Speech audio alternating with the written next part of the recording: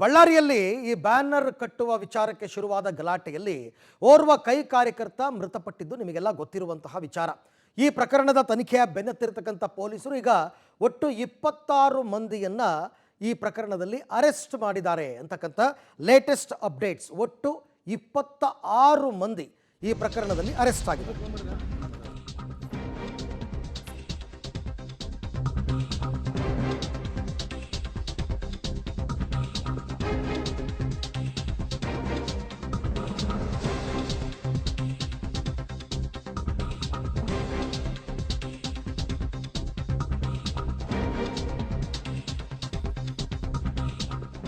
ಬಳ್ಳಾರಿ ಗಲಾಟೆಯಲ್ಲಿ ಕೈ ಕಾರ್ಯಕರ್ತ ಬಲಿಯಾದಂತಹ ಪ್ರಕರಣ.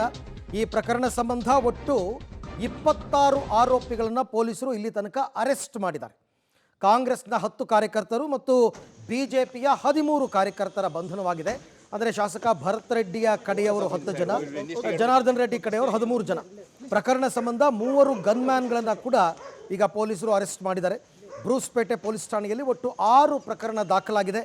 ಪೊಲೀಸ್ ಅಧಿಕಾರಿ ಮತ್ತು ಸಿಬ್ಬಂದಿ ಗಾಯವಾಗಿರೋ ಬಗ್ಗೆ ಕೂಡ ಪ್ರಕರಣವನ್ನು ದಾಖಲು ಮಾಡಿಕೊಂಡಿದ್ದಾರೆ.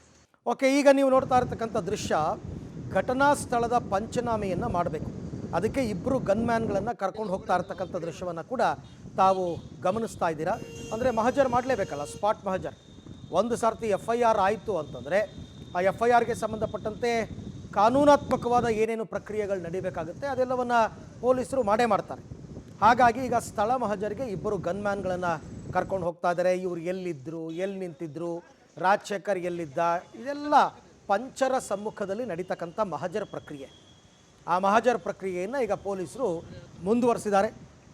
ಅರೆಸ್ಟ್ ತೋರಿಸಿದ ಮೇಲೆ ಈಗ ಅವರನ್ನು ಸ್ಪಾಟ್ಗೆ ಕರ್ಕೊಂಡು ಬಂದಿದ್ದಾರೆ. 2 ಗನ್ಮ್ಯಾನ್ಗಳನ್ನ ಕರ್ಕೊಂಡು ಬಂದು, ಇವರು ಸತೀಶ್ ರೆಡ್ಡಿಯ ಗನ್ಮ್ಯಾನ್ಗಳು.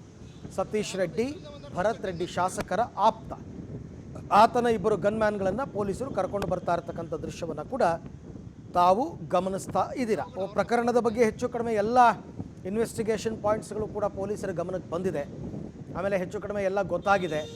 ಯಾರು ಫೈರ್ ಮಾಡಿದ್ದು, ಯಾವ ಗನ್ನಿಂದ ಫೈರ್ ಮಾಡಿದ್ದಾರೆ, ಎಲ್ಲವೂ ಕೂಡ ಹೆಚ್ಚು ಕಡಿಮೆ ಗೊತ್ತಾದಂಗೆ ಆಗಿದೆ.